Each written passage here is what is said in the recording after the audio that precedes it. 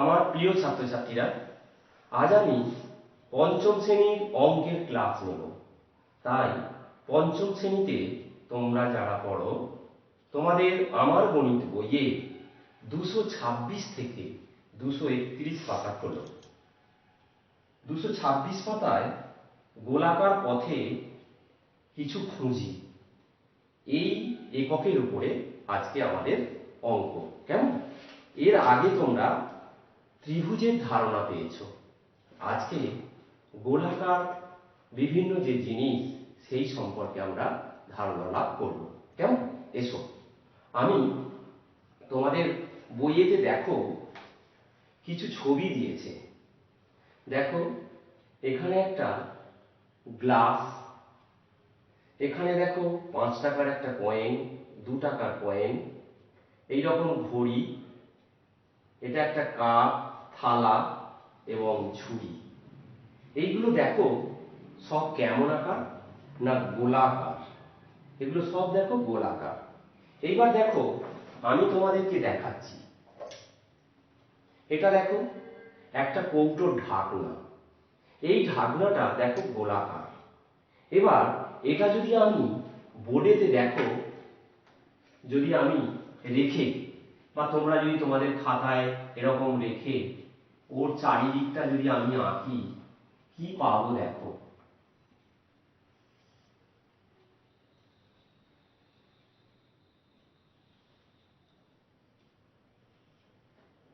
এই যে দেখো একটা গোলাকার চিত্র পেয়েছি। কেমন? তাহলে এইটা রেখে একটা গোলাকার চিত্র পেয়েছি। এইভাবে আমার হাতে দেখো একটা রিং বা চুড়ি আছে। এই চুড়িটা দিয়েও আমি ওই সমতলের উপরে রেখে আবার একটা ওই রকম চিত্র আঁকতে পারি। দেখো তো, ভেতরটাতে যদি আমি রেখে করতে পারি তাও হবে। ওটা বাইরের দিক দিয়ে করেছি, এটা দেখো ভেতর দিয়ে করছি।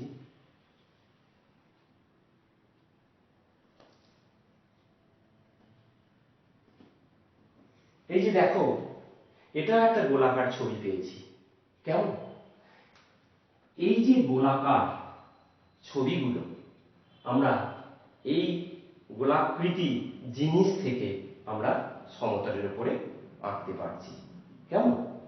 সেরকম আমি যদি একটা নিজে যদি আঁকি, সেটাকে কি নিজে হাতে রেখে একটা আঁকার চেষ্টা করি। তো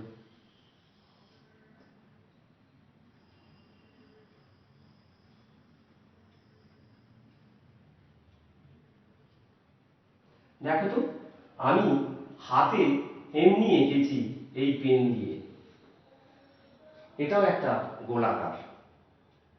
এইগুলোকে কি বলে জানো? এই যে গোলাকৃতি ছবিগুলো আমরা সমতলের উপরে পেয়েছি, এটাকে বলা হয় বৃত্ত। কি বললাম? বৃত্ত। বয়েবি তয়েত। এই যে এগুলো সবই হচ্ছে বৃত্ত। কেমন? এই যে প্রত্যেকটা, এটা একটা বৃত্ত, এটা একটা ছোট বৃত্ত, এটা একটা বড় বৃত্ত। এই বৃত্তগুলো দেখো একটাই রেখা আছে, এই রেখাটাকে বলে বক্ররেখা। তোমরা এর আগে সরল রেখা জেনে গেছো, তোমরা স্কেলের সাহায্যে রেখা এঁকেছো। আজকে আমরা এই যে রেখাটা পাচ্ছি, এটা হচ্ছে বক্ররেখা। কি রেখা এটা? বক্র মানে বাঁকা। তাহলে কটা বক্ররেখা আছে? একটাই মাত্র বক্ররেখা আছে। তাহলে বৃত্তের একটাই বক্ররেখা। কেমন? এবার আমরা এর আগে স্কেলের সাহায্যে সরল রেখা এঁকেছি, চাঁদার সাহায্যে কোণ এঁকেছি। এটা জ্যামিতি বক্স বলে একটা বক্স আছে, তাতে থাকে স্কেল, চাঁদা, এর সাহায্যে কোণ, বিভিন্ন কোণ আমরা এঁকেছি। এবার ওতে আর একটা জিনিস থাকে, সেটাকে বলে, এই যে দেখতে পাচ্ছ, এটাকে বলে পেন্সিল কম্পাস। কি এটার নাম? Pencil compass. এই পেন্সিল কম্পাসে দেখো দুটো জিনিস আছে, একটা কাঁটা আর একটা হচ্ছে পেন্সিল লাগানোর জায়গা। এখানটায় পেন্সিল লাগানো হয়। আমি এখানে পেন্সিলের বদলে একটা স্কেচ পেন লাগিয়েছি, যাতে তোমরা স্পষ্ট দেখতে পাও। কেমন? এইবার আমি একটা কি আঁকছি দেখো, খাতাতে আঁকার চেষ্টা করব। তোমাদের দেখো কিভাবে আঁকতে হয়। এই যে সাদা কাগজ, এই সাদা কাগজের ওপরে একটা নির্দিষ্ট এই কাঁটা অংশটা একটা নির্দিষ্ট জায়গায় রেখে এটাকে কি করতে হবে, ওই অংশটা কাঁটার দিকটা ধরে থাকতে হবে, আর বাকি এই যে পেন্সিলের জায়গাটা বা পেনের যে জায়গাটা আছে সেটাকে ঘোরানো হচ্ছে।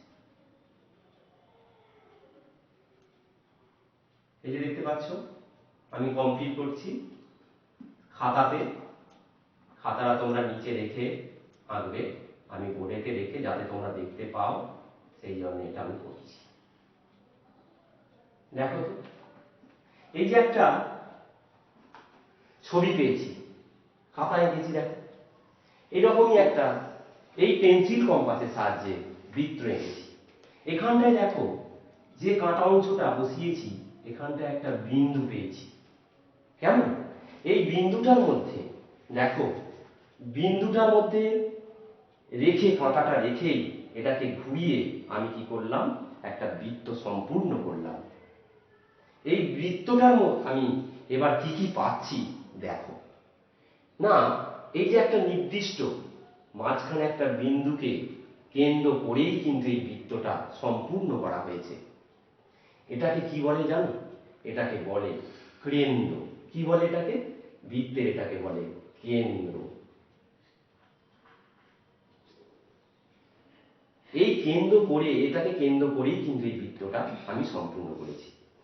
এই যে কেন্দ্র, এই যে বৃত্তের যে নির্দিষ্ট বিন্দু, সেই বিন্দু থেকে একটা নির্দিষ্ট মাপ নিয়ে বিভিন্ন আমরা বিন্দু পেয়ে একটা বক্ররেখা সম্পূর্ণ করেছি।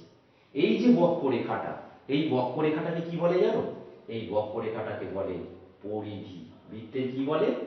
পরিধি। পরিধি। কেমন? আর তাহলে এটা আমি নিচে রেখে করলে সুবিধা হবে। আমি তোমাদের বোর্ডে নিয়ে চলে আসছি। দেখো বোর্ডেতে এই যে বৃত্তটা মনে করো, এই বৃত্তটার একটা বিন্দু আছে, ওই কাঁটা কম্পাসকে কেন্দ্র করেই মনে করো সেন্টার করে এইভাবে পেন্সিলটাকে ঘুরিয়ে আমরা কি করতে পারি, বৃত্তটা সম্পূর্ণ করতে পারি। এই যে নির্দিষ্ট বিন্দুটা, এই নির্দিষ্ট বিন্দুটাকে কি বলে? এটাকে বলে কেন্দ্র। কেন্দ্র। কেমন? বৃত্তের কেন্দ্র। আর এই যে বক্ররেখাটা, অর্থাৎ এখানে নির্দিষ্ট বিন্দুটাকে কেন্দ্র করে অনেক বিন্দু পেয়ে একটা যে বক্ররেখাটা পেয়েছি, এটাকে বলা হয় বৃত্তের পরিধি। কি এটা? পরিধি। বৃত্তের পরিধি। কেমন? এবার বৃত্তের আমরা কি কি পাচ্ছি দেখো। এই যে বৃত্তটা কেন্দ্র পেয়েছি, পরিধি পেয়েছি। আবার আমরা স্কেলের সাহায্যে যদি এই বৃত্তের পরিধির ওপরে দুটো বিন্দু নাও, এখানে একটা বিন্দু, এখানে একটা বিন্দু, ওই দুটো বিন্দুতে যোগ করে দিলে একটা রেখা পাবো। এরকম অনেক রেখা পেতে পারো। এরকম রেখা পেতে পারো, এরকম রেখা পেতে পারো, এরকম অনেক রেখা আমরা পেতে পারি। পারি তো? এই যে বৃত্তের পরিধির ওপরে দুটো বিন্দু সংযোজক যে রেখাগুলো পেয়েছি, এটাকে কি বলে জানো? এটাকে বলে, এই যে রেখাগুলো পেয়েছি এগুলোকে বলে জ্যা। কি বলে? জ্যা। তাহলে কেন্দ্র, পরিধি, জ্যা পেয়েছি। আর কি পাচ্ছি দেখো না, দুটোই যে দেখো জ্যা, যেটা যে জ্যাটা, এটা একটা জ্যা, এটা একটা জ্যা, যে জ্যাটা কেন্দ্রের ভেতর দিয়ে গেছে অর্থাৎ কেন্দ্রগামী, কেন্দ্রগামী যে জ্যাটা সেটাকে কি বলে জানো? সেটাকে বলে ব্যাস। কি বলে এটাকে? ব্যাস। বৃত্তের ব্যাস। আর কেন্দ্র থেকে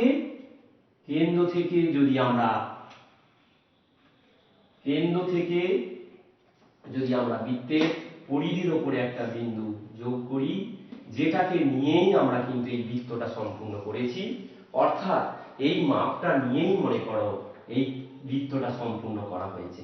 এই যে মাপটা, এটাকে কি বলে না, এটাকে বলে ব্যাসার্ধ। কি বললাম?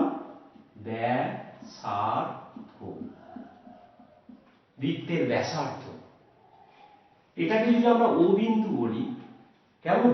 আর এটার নাম যদি এ বি দিই, তাহলে দেখো ও এ এবং ও বি, আর এগুলোকেও দেখো যদি বলতে পারি আমরা, তাহলে এই যে এ ও এবং ও বি,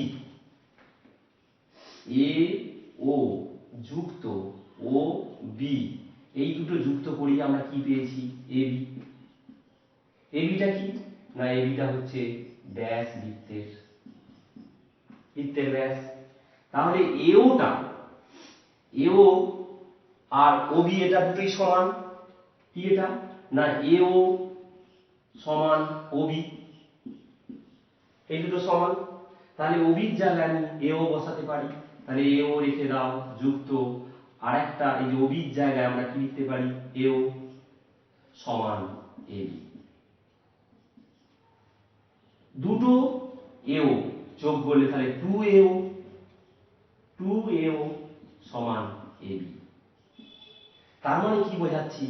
এই যে এবি অর্থাৎ এই যে ব্যাসটা কার? না ব্যাসার্ধের দ্বিগুণ। আবার উল্টো ভাবে যদি বলা হয়, এওটা কি হবে? না এবি ভাগ 2, অর্থাৎ ব্যাসার্ধ হচ্ছে ব্যাসের অর্ধেক। তাহলে কি এখান থেকে পেলাম? না ব্যাস সমান 2 গুণিতক ব্যাসার্ধ, ব্যাসার্ধ। আর ব্যাসার্ধ সমান কি পেলাম? ব্যাসার্ধ সমান ব্যাস ভাজিত 2, অর্থাৎ ব্যাসার্ধ হচ্ছে ব্যাসের অর্ধেক। এটা তোমাদেরকে ভালো করে মনে রাখতে হবে। যত উঁচু ক্লাসে উঠবে তত তোমরা এই জিনিসগুলো কাজে লাগবে। তাহলে কোনটা? আবার একবার বলছি, যে কেন্দ্র, কেন্দ্র কোনটা বৃত্তের? না যে নির্দিষ্ট বিন্দুকে, যে নির্দিষ্ট বিন্দুকে বেস করে বৃত্তের এই যে বক্ররেখাটা আঁকা গেছে, সেই নির্দিষ্ট বিন্দুকে বলা হয় কেন্দ্র। তাহলে কেন্দ্র বৃত্তের, না যে নির্দিষ্ট বিন্দুকে বেস করে বৃত্তের এই যে পরিধিটা বক্ররেখাটা পাওয়া গেছে তাকে বলা হয় কেন্দ্র। যদি বলা হয় পরিধি কাকে বলে? না যে বক্ররেখা এই বৃত্তটাকে সম্পূর্ণ করেছে, তাহলে এই যে বক্ররেখাটা, এই বক্ররেখাটাকে বলে পরিধি বৃত্তের। এরপরে আসছি জ্যা, না বৃত্তের পরিধির উপরে অবস্থিত দুটি বিন্দুর সংযোজক যে রেখাংশ তাকে বলা হয় জ্যা। তাহলে একের পর এক বলে যাচ্ছি বৃত্তের, দেখো জ্যা, তাহলে দেখো বৃত্তের পরিধির উপরে দুটো বিন্দু, এটা একটা জ্যা, এটা একটা জ্যা, আবার এই যে এবি এটাও একটা জ্যা। এরপরে আসছি ব্যাস, না বৃত্তের যে জ্যা কেন্দ্রের ভেতর দিয়ে গেছে, অর্থাৎ বৃত্তের পরিধির উপরে অবস্থিত দুটি বিন্দু সংযোজক রেখা যেটা কেন্দ্রগামী, কেন্দ্রের ভেতর দিয়ে গেছে তাকে বলে ব্যাস। আর ব্যাসার্ধ হচ্ছে ব্যাসের অর্ধেক, অর্থাৎ যে বৃত্তের কেন্দ্র থেকে একটা নির্দিষ্ট মাপ নিয়ে যে বৃত্তটা সম্পূর্ণ করা হয়েছে ওই নির্দিষ্ট মাপটা হচ্ছে বৃত্তের ব্যাসার্ধ। ব্যাসার্ধ হচ্ছে ব্যাসের অর্ধেক। এবার তোমাদের যদি বিভিন্ন মাপ দেয়, মনে করো 2 সেমি একটা ব্যাসার্ধ নিয়ে বা 5 সেমি ব্যাসার্ধ নিয়ে একটা বৃত্ত আঁকতে হবে, তোমাদের মনে করো একটা এইরকম একটা 5 সেমি খাতায় তোমরা আঁকতে পারবে। কিভাবে আঁকবে? না খাতাতে তোমরা নেবে এরকম একটা রেখাংশ 5 সেমি এঁকে ফেললাম। এবার এই কাঁটা কম্পাস, এই যে পেন্সিল কম্পাস আছে তার কাঁটা পোর্শনটা এখানে বসিয়ে এই মাপটা নিয়ে এখানে তোমরা বৃত্তটাকে সম্পূর্ণ করে দেবে এরকম ভাবে। কেমন? এরকম ভাবে তোমরা খাতাতে করবে। এটা আমার এখানে অসুবিধা হচ্ছে, এটা দিয়ে করতে স্লিপ করছে। কেমন? তাহলে আমি যেমন খাতায় করলাম, তাহলে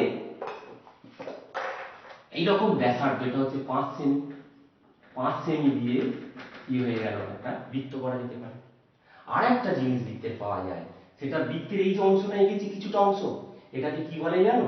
এটাকে বলে বৃত্তচাপ। কি বলে? বৃত্তচাপ। যে কোনো অংশ, এখান থেকে এতটা নিলাম, মনে করো এই যে অংশটা, এটাকে বৃত্তচাপ বলে।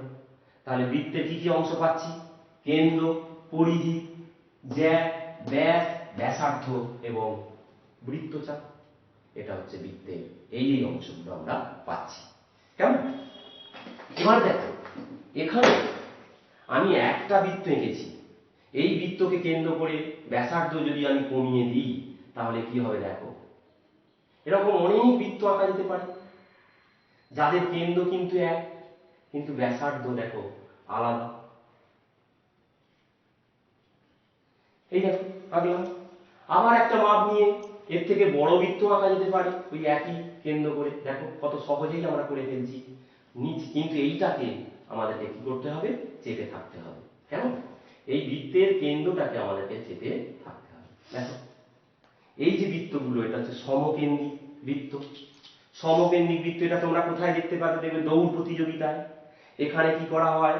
একটা বাঁশ পুঁতে দড়ির সাহায্যে এইরকম ভাবে ট্রাক কাটা হয়, যে 200 মিটার দৌড়, 400 মিটার দৌড়, এরকম যে দৌড়গুলো হয় এখানে।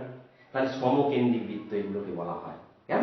এদের দেখো এই যে পরিধিটা, এর যে পরিধি, ছোট বৃত্তের পরিধি, তার দৈর্ঘ্য, এই যে মাঝারি বৃত্তটার পরিধি এবং যে বড় বৃত্তটা, এদের পরিধি কি হচ্ছে? বেড়ে যাচ্ছে।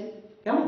তাহলে বড় এইরকম বৃত্তাকার বিভিন্ন জায়গা থাকে, তার চারিদিকে বেড়া দেয়া বা তার চারিদিকে প্রাচীর দেওয়া, এইরকম আমরা বের করতে পারি। সেগুলো তোমরা উঁচু ক্লাসে উঠলে এই পরিধি মাপার বিভিন্ন সূত্র আছে, সেই সূত্রের সাহায্যে পরিধি আমরা মেপে ফেলতে পারবো। এখন শুধু তোমাদের কিভাবে আঁকতে হয় সেই ধারণাটা তোমরা এখানে পাচ্ছ, তোমাদের ক্লাসে এটাই দিচ্ছে। কেমন? দেখো এইগুলো তোমরা 226 থেকে 231 পাতার মধ্যে আমি যা আছে সেটা বোঝানোর চেষ্টা করেছি। আশা করি তোমরা বুঝতে পেরেছো। কেমন? তাহলে তোমাদের ক্লাস এখানেই শেষ করছি। তোমরা সবাই খুব ভালো থেকো, সুস্থ থেকো, সাবধানে থেকো।